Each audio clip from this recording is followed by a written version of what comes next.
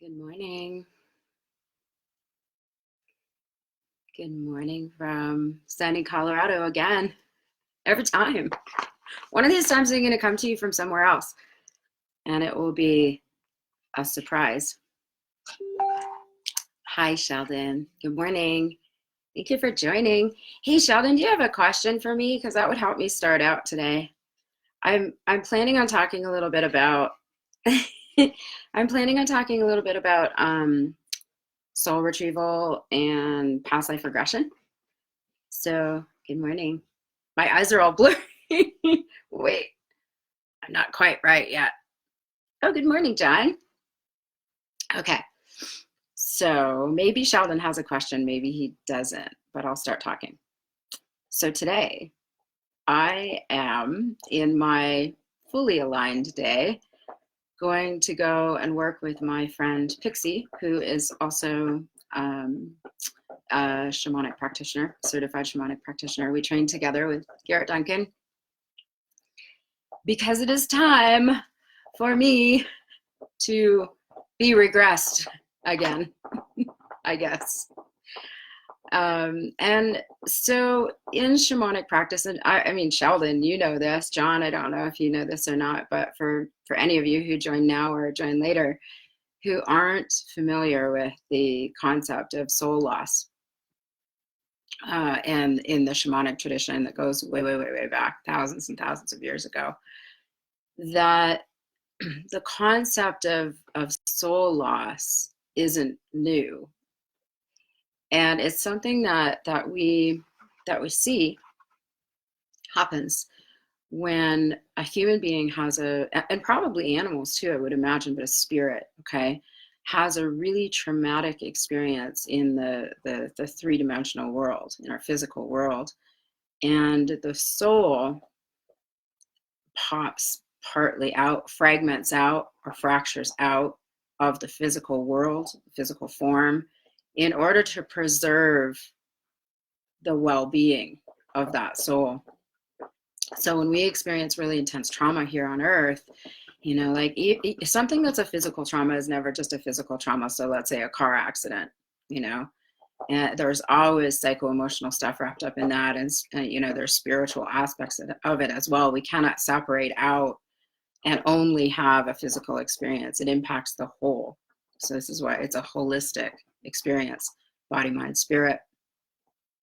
So when we have an experience, you know, there may be some of you who are on here that don't vibe with the whole idea of past lives or alternate lives, and that's cool. I'm not asking anyone to believe that if they're not ready. I've had experience that has shown me that this is a thing. I've remembered other lifetimes here, and some of them have not been so yummy.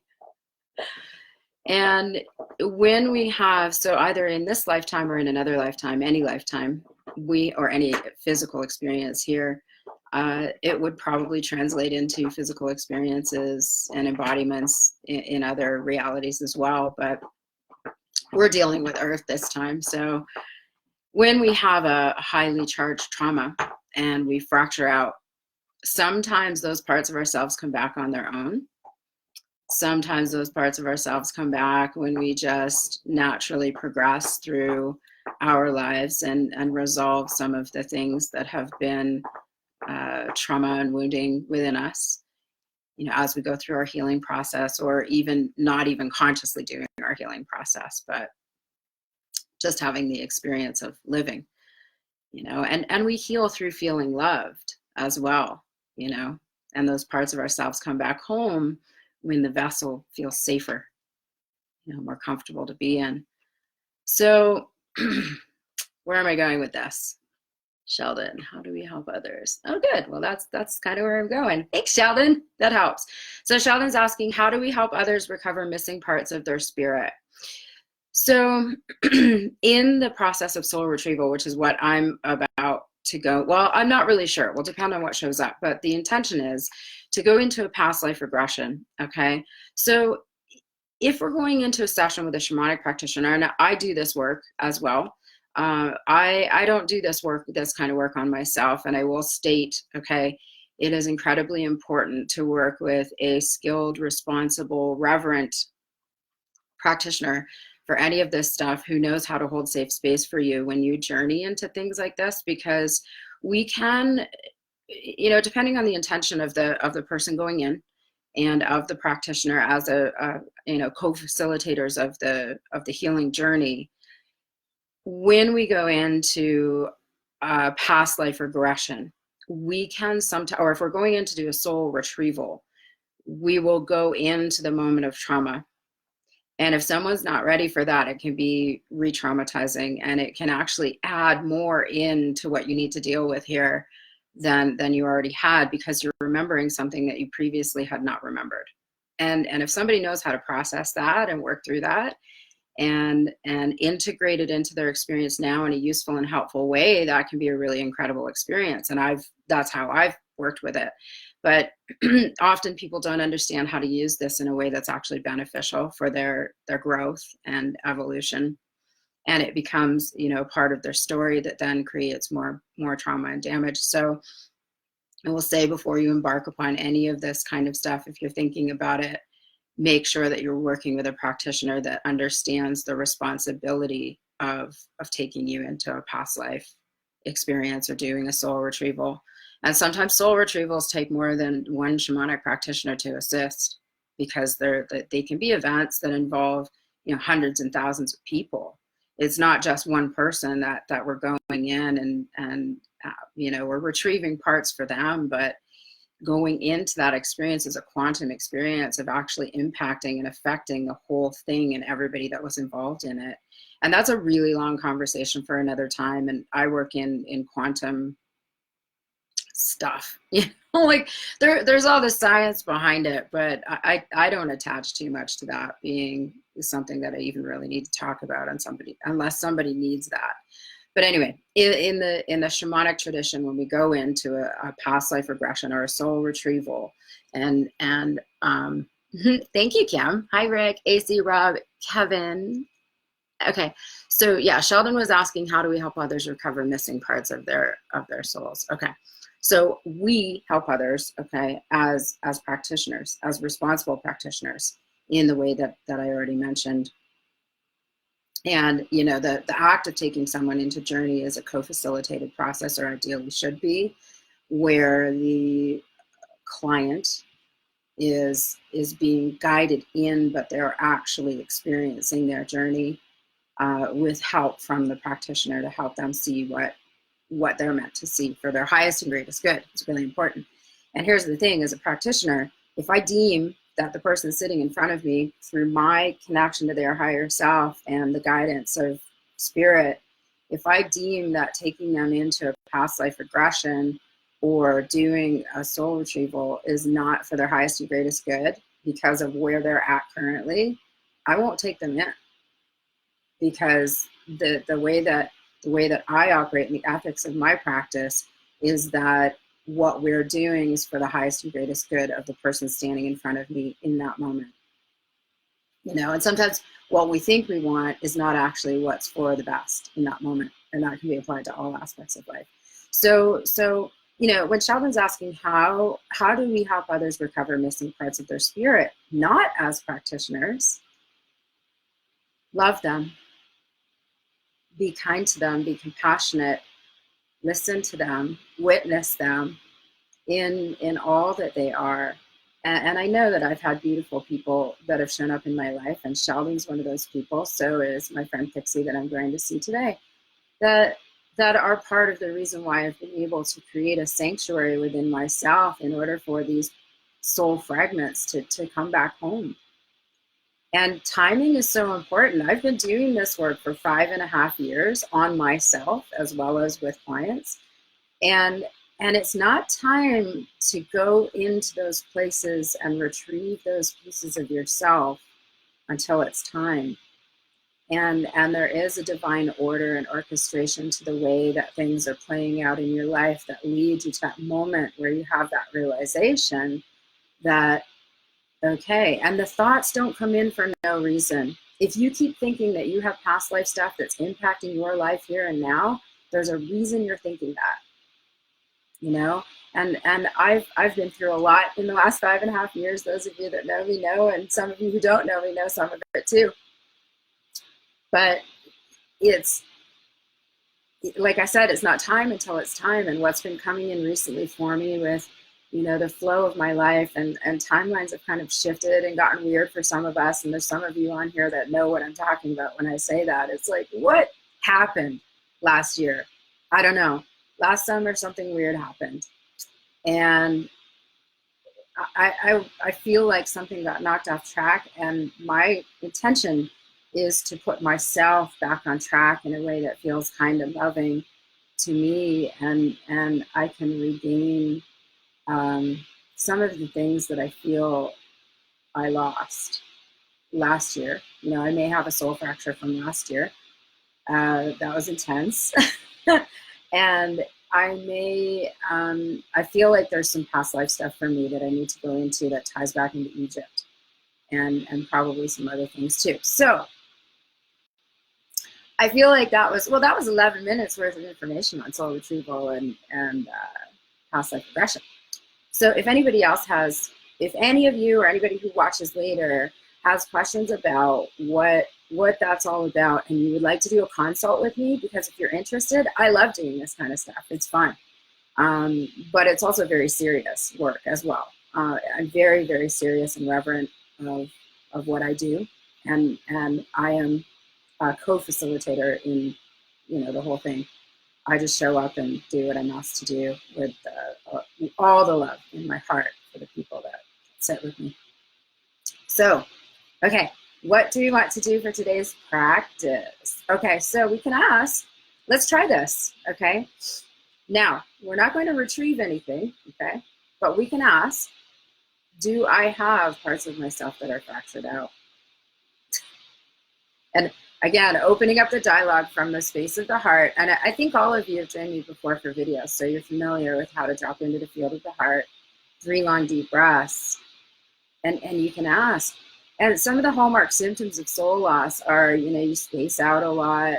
There's a pattern that keeps repeating in your life that you can't explain. It's like, why does this keep happening? Or you have physical stuff that's showing up in your body that you can't explain. Like I had lower back pain, and when we reintegrated me from a fracture from a past life, my back issues resolved. I had a weakness in my field from fracturing out.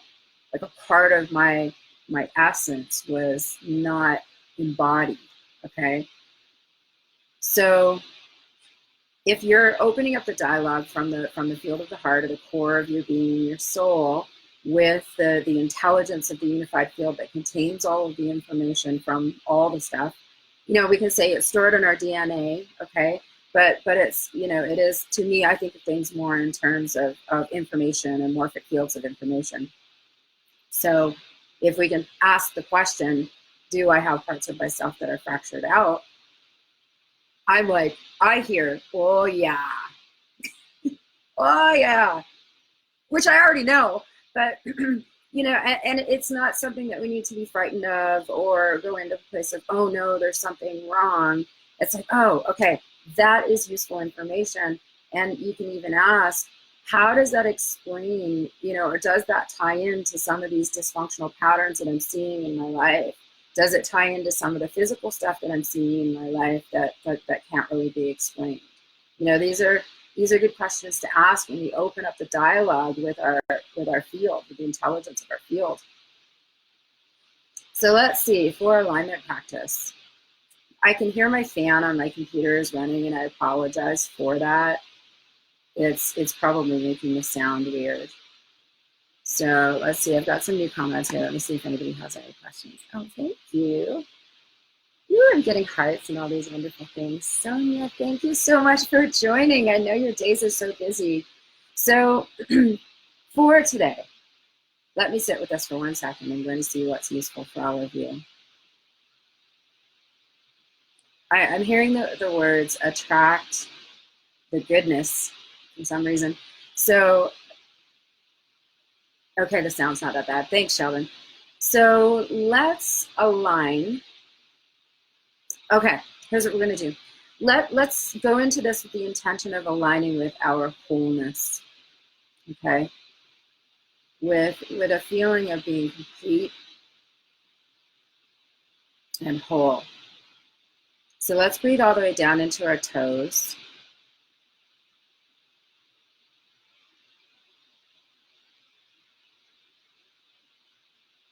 I am complete. I am whole. And imagine if you have popped out your energy, your essence, your there's not a word for it. If you popped out, just imagine breathing yourself back in like we have in some of the other videos, and draw yourself closer to you. Really breathe yourself in and get really yummy in your body. Notice that you can, through intention, feel more present in your physical body here.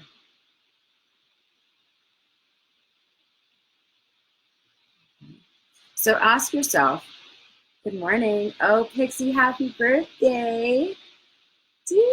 I'm not going to sing.